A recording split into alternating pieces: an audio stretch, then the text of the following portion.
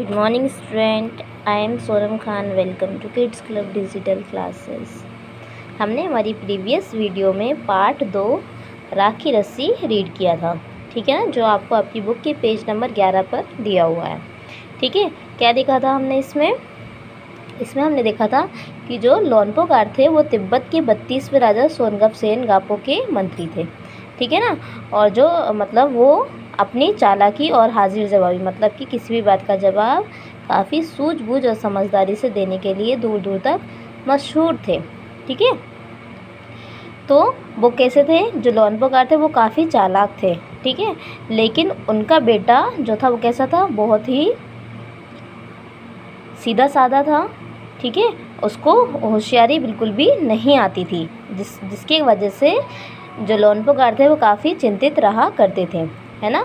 एक दिन लोनपोगार ने सोचा कि मेरा बेटा बहुत सीधा साधा है, मेरे बाद इसका क्या होगा। तो उन्होंने कुछ सोचा उसके लिए। तो उन्होंने क्या किया, उसको एक दिन 100 भेड़ें दी और उनको देकर के कहा कि जाओ इन्हें शहर लेकर जाओ और इन्हें मारना या बेचना नहीं है, इन्हें जैसे मैं आपको दे रहा हूँ इन्हें ऐसी कैसी इन्हें अपने साथ वापस लाना है।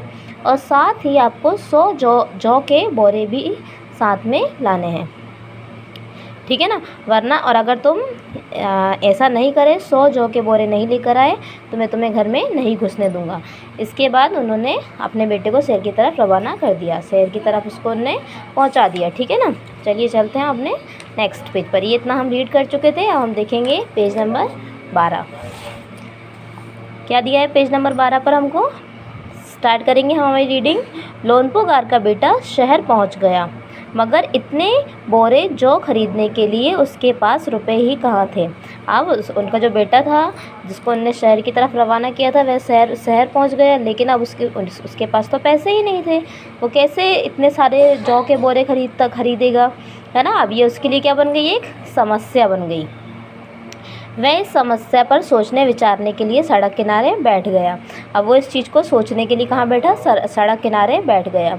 मगर कोई हल उसकी समझ में नहीं आ रहा था, लेकिन उसको कोई भी रास्ता दिखाई नहीं दे रहा था कि वो क्या करे जिससे वो 100 जौ के बोरे खरीद सके।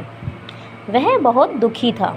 अब वो कैसा था, बहुत ज़्यादा दुखी था ना इन सारी चीज़ों को लेकर के। तभी एक लड़की उसके सामने आ खड़ी हुई, ठीक है। अब फिर जब वो ये सारी चीज़ें सोच रहा था तो वहाँ पर कौन आई, एक लड़की आई। ओके, क्या बात है, तुम इतने दुखी क्यों हो।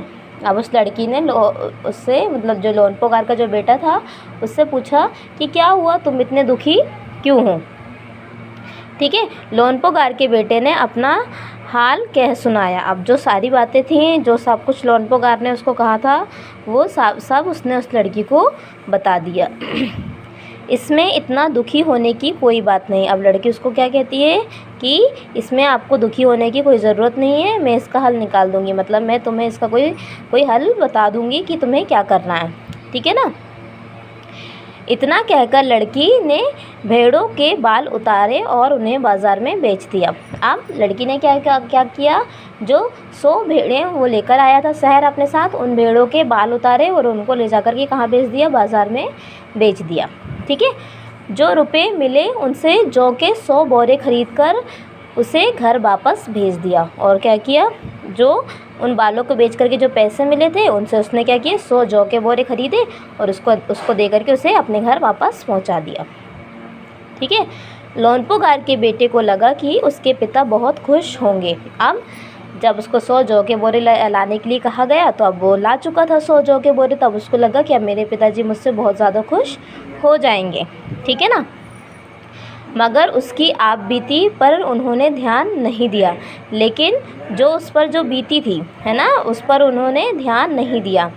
किसने, लोनपोगार ने, ठीक है। वे उठकर कमरे से बाहर चले गए और वे उठकर के अपने कमरे से बाहर निकल गए। दूसरे दिन उन्होंने अपने बेटे को बुलाकर कहा, अब फिर से उन्होंने उसको बुलाया और क्या कहा, पिछली बार भेड़ों के बाल उतारकर बेचना मुझे ज़रा भी पसंद नहीं आया। अब वो लोनपोगार जो है वो अपने बेटे को बोलते हैं कि तुमने पिछली बार जो भेड़ों के बाल उतारकर बेच दिए थे वो मुझे बिल्कुल ही पसंद नहीं आया। अब तुम दोबारा उन्हीं भेड़ों को लेकर जाओ, उनके साथ जौ के 100 बोरे लेकर ही लौटना। अब वो क्या बोल रहे हैं, जिन भेड़ों के तुमने बाल उतारे थे वो मुझे बिल्कुल भी पसंद नहीं आए।